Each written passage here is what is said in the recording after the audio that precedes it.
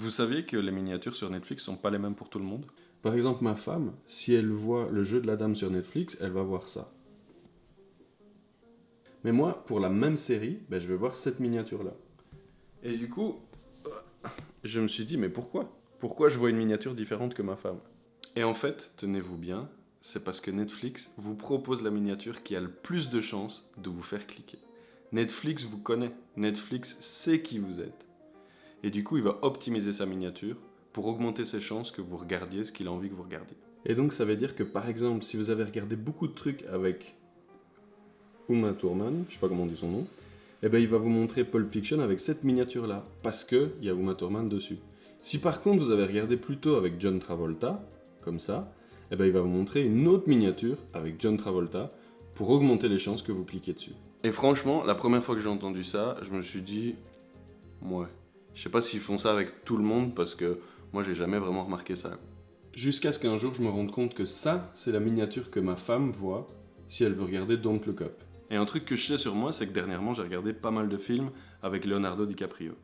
Et ça, c'est la miniature que moi je vois pour exactement le même film. Bon, on est d'accord, c'est un petit peu flippant, mais moi je me suis surtout demandé, est-ce que ça pourrait s'appliquer au livre? Est-ce que je pourrais optimiser la couverture de mon roman pour qu'un maximum de gens s'y intéressent? Et une couverture, j'en ai déjà une. Bon, l'écran est un peu dégueu. Ça, c'est la première couverture que j'ai faite. J'avais fait un photomontage, et puis j'ai été repeindre par-dessus plein de petits détails, et à la fin, ça donnait à peu près ça. Mais en fait, je dois même l'avoir quelque part. Voilà, je l'ai retrouvé. Ça, c'est la toute première version de ma toute première couverture. Et honnêtement, j'en étais super fier. Mais le truc, c'est que je sais pas si elle est optimisée, je sais pas si c'est la meilleure couverture. Donc l'idée, c'est d'en faire d'autres et de voir laquelle fonctionne le mieux. Heureusement, j'ai un ami romancier qui est aussi graphiste. Attendez. Voilà, ça c'est son roman, L'homme de la cave. Et regardez-moi ça, le nombre d'évaluations qu'il a. 1875. Donc clairement, c'est quelqu'un qui a des choses à m'apprendre. Et en plus de ça, il a fait une vidéo sur comment il est arrivé à cette couverture-là que vous venez de voir. Je voulais respecter les codes graphiques qu'on peut retrouver dans les couvertures actuelles de thrillers policiers. Tout le monde voit de quelle couverture je veux parler. Mais je voulais pas non plus être totalement dans le cliché de la couverture parce que je voulais que cette couverture se différencie des autres couvertures. Bon, lui, sa couverture, ça se voit tout de suite que c'est du polar. Et comme il a mis du rouge, elle ressort quand même pas mal. Du coup, moi, j'ai essayé de faire un truc un peu pareil. Et ça a donné ça. Bon, moi, je trouve que c'est un peu trop simple. Puis je me suis rappelé qu'il disait qu'il fallait absolument que la couverture ressorte. Donc j'ai repris ma première couverture, je l'ai retravaillée et j'ai changé les couleurs et ça a donné ça. Je ne le savais pas encore à ce moment-là, mais toutes ces couvertures, elles avaient un énorme problème que j'allais découvrir seulement plus tard.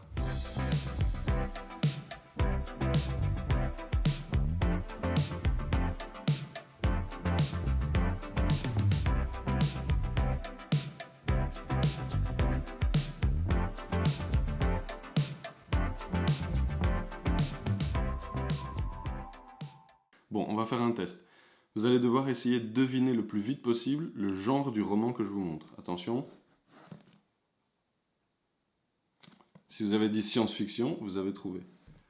À votre avis, celui-là? C'est de la science-fiction aussi. Comme celui-là. Et si par contre je vous montre celui-ci, là vous avez sûrement dit tout de suite fantasy. Au premier coup d'œil, on voit tout de suite à quel genre appartiennent ces romans, rien qu'à leur couverture. Maintenant, on refait le test avec celui-là, attention. Et le voilà le problème avec mes couvertures.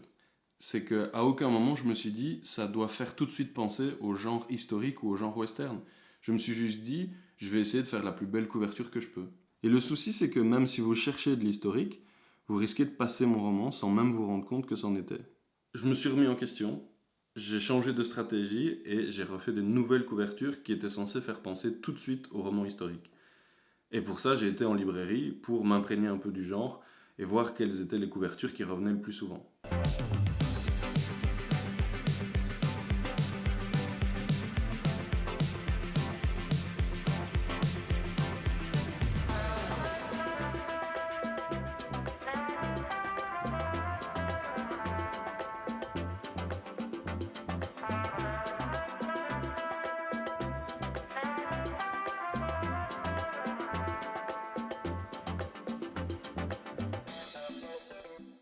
Voilà les nouvelles couvertures que j'ai refaites.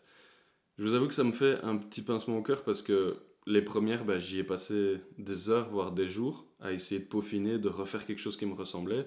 Et là, honnêtement, je vais pas vous mentir, ça m'a pris moins de 5 minutes par couverture. Mais bon, le but c'est que les gens reconnaissent tout de suite le genre, c'est le plus important. Et puis je les trouve quand même sympas. C'est juste que je trouve que c'est un peu moins moi. Maintenant, j'ai enfin toutes mes couvertures. Mais il reste un problème. Comment je fais pour savoir sur laquelle les gens vont avoir envie de cliquer le plus? Heureusement, moi je tiens une newsletter sur l'écriture. Et j'ai déjà plusieurs milliers d'inscrits, donc ça me faisait une bonne base. Donc il m'a suffi d'envoyer un mail avec un sondage, en proposant plusieurs couvertures et en demandant laquelle vous fait le plus penser à un roman historique. Mais il y a juste un petit problème. C'est que moi, tous mes abonnés ne lisent pas forcément de l'historique, ils lisent de tout.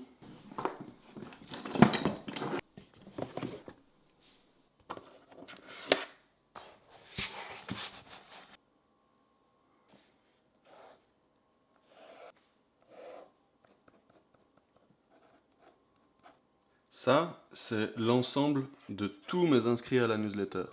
Mais parmi ces inscrits, tout le monde ne lit pas forcément du roman historique. Et ça, c'est ma vraie cible. C'est les premiers qui vont être intéressés par mon roman, et c'est à ceux-là que je dois essayer de parler en tout premier. Et c'est pour ça que dans mon sondage, j'ai rajouté une question.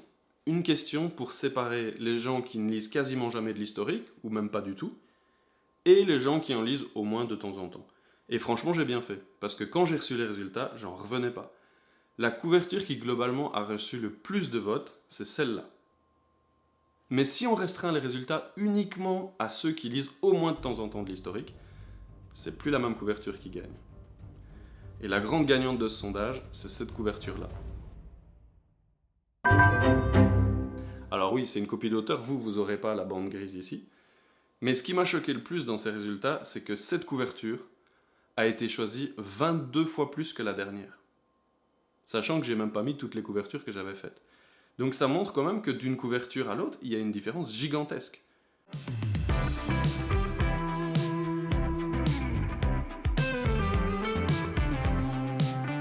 Bon, je me rends compte que ça fait 10 minutes que je vous parle de couverture, mais ce roman, vous savez toujours pas ce qu'il y a dedans en fait. Si vous lisez le résumé, vous verrez que ça parle d'un père de famille au 19e siècle au Nevada, dont le ranch est menacé par un clan, et dont les deux fils ne s'entendent pas du tout. Ils sont radicalement différents, et ils vont devoir s'entendre pour protéger la propriété familiale. Ça, c'est la surface, c'est l'histoire. Mais ce roman, je ne l'ai pas écrit pour ça. Je l'ai écrit comme une quête d'identité. Mes personnages, c'est des personnages qui ne savent pas qui ils sont, ils ne savent pas ce qu'ils veulent, ils ne savent pas ce qu'ils foutent là, en fait. Ils ne savent pas quel est le sens de leur vie. Et ça, c'est exactement comme je me sentais moi, en 2019. Il y a 3 ans, je venais d'obtenir mon diplôme en traduction, j'étais super fier, mais honnêtement, je ne savais pas ce que j'allais faire de ma vie. Et c'est à cette époque-là que j'ai commencé à écrire ce bouquin. Je ne sais pas si c'était pour m'aider ou pour expurger un peu ce que je ressentais. Et ce roman, il cristallisera pour toujours cette période de ma vie où je ne savais pas ce que je foutais là. Et je suis sûr qu'il y a des gens qui me regardent, qui sont dans la même situation, qui sont bloqués, qui ont l'impression que tous les choix qu'on leur donne, ça leur convient pas, et qui ne savent pas ce qu'ils veulent faire de leur vie. Et j'espère que ce roman parlera aussi à ces personnes-là. Mais, depuis, j'ai fait quelque chose dont je suis extrêmement fier, et je suis pas souvent fier de moi. Je suis parti au Honduras pendant 1 an pour que ma femme puisse voir un peu sa famille, et j'en ai profité pour créer le job de mes rêves.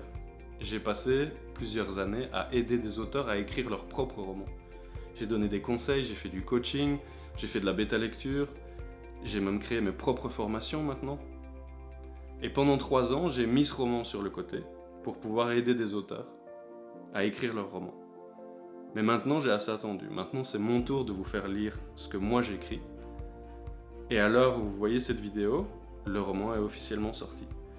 Il s'appelle Cold Blood, et vous trouverez le lien dans la description. J'ai super hâte de savoir ce que vous en penserez, et je vous remercie d'avoir regardé ma vidéo.